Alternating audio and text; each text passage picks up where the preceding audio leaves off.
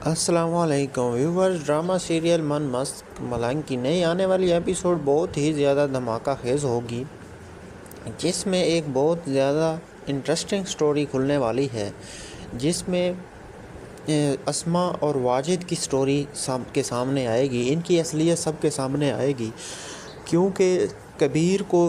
اب اس میں پتہ چلے گا کہ ہمارے پیچھے دشمن کون ہے، ہمارے گھر کے دونوں گھروں کے درمیان آگ لگانے والا کون ہے، اور ہماری لڑائی شروع کروانے والا اور اس کے پیچھے کون ہے۔ تو وہ سب کچھ واجد اور اسما وہ ان دونوں کو جان جاتا ہے، اور پھر واجد جو ہے وہ کبیر کے ہتھے لگ جاتا ہے اور آپس میں ان دونوں کی لڑائی شروع ہو جاتی ہے۔ تو دیکھتے ہیں آگے آنے والی ایپیسوڈ میں کیا ہوتا ہے۔ تو ایک دن واجد کو یہ خیال آتا ہے کہ اگر اسما جب اس کے پاس جاتی ہے تو واجد اسما کو بتاتا ہے کہ اگر آپ کبیر سے اور منیب سے بدلہ لینا چاہتی ہیں، ان کو مارنا چاہتی ہیں، تو اگر وہ اصل میں مر گئے تو اس کا مزہ نہیں آئے گا، بلکہ ان کی عزت کی دھجیاں اڑاؤ، اس سے وہ ان کو زیادہ نقصان اور تکلیف پہنچے گا۔ تو پھر اسما کہتی ہے کہ میں ایسا کیا کروں جو ان کی عزت کی دھجیاں اڑیں۔ تو واجد اسے ایک ترکیب دیتا ہے کہ آپ نے ایسے ایسے کرنا ہے، آپ نے جا کے ریحا سے کہنا ہے کہ آپ واجد کے ساتھ محبت کرتی ہیں، تو واجد تو کبیر تو آپ کے ساتھ بالکل بھی مخلص نہیں ہے، کیونکہ وہ تو صرف اور صرف ہماری دشمنی اور ہمارے والد کی دشمنی کی وجہ سے وہ ہم سے بدلہ لینا چاہتا ہے۔ تو آگے سے ریحا کہتی ہے کہ نہیں ایسا کچھ نہیں ہے۔ تو جب یہ اسما والی سٹوری ریحا سنتی ہے تو ریحا اس بات کو بالکل بھی ایکسیپٹ نہیں کرتی، اور ادھر سے واجد جس نے یہ ترکیب دی ہوتی ہے، اس نے کہا ہوتا ہے کہ آپ سکندر کو بھی اور ریحا کو بھی اس طرح منع کریں اور اس طرح سے ریحا کو وہاں پہ بھیجیں، تو اس کے بعد اگلا انتظام ان کا میں کر لوں گا۔ تو جب اسما کو یہ سٹوری سمجھ آتی ہے تو وہ سکندر کو بھی اس بات پہ منع کرتی ہے کہ ہم اس طرح کرتے ہیں کہ یہ جو ان کی محبت میں دراڑ ہم نہیں ڈالتے، بلکہ ان کو ایک موقع دیتے ہیں، ریحا اور کبیر کو، اور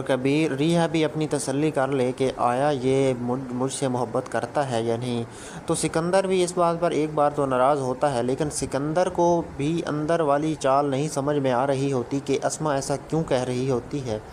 تو سکندر اس پر غصے ہوتا ہے اور کہتا ہے کہ نہیں میں ایسا کبھی بھی نہیں ہونے دوں گا۔ اسما آگے سے کہتی ہے کہ یہ جو صورتحال بن چکی ہے، اب کبیر اسما کا ریحا کا رشتہ کہیں بھی نہیں ہونے دے گا اور نہ ہی وہ شادی ہونے دے گا۔ تو سکندر کہتا ہے کہ نہیں، میں دیکھ لوں گا اسے۔ تو سکندر کو راضی کرنے کے بعد، سکندر کو یہ ساری صورتحال دینے کے بعد، وہ اسما پھر ریحا کے پاس آتی ہے اور کہتی ہے کہ آپ جو کہ کبیر کے ساتھ محبت کا ڈھونگ رچا رہی ہیں، وہ ایسا بالکل بھی نہیں ہے، وہ ایک ڈرامے باز انسان ہے اور وہ آپ سے محبت نہیں کرتا، وہ آپ کو بعد میں بہت زیادہ تنگ کرے گا۔ تو لہٰذا آپ کو چاہیے کہ آپ اس سے ایک موقع لیں اور اس سے ایک بار کنفرم کریں، ایک بار اس کو آزمائیں کہ آیا آپ مجھ سے محبت کرتے ہیں یا نہیں۔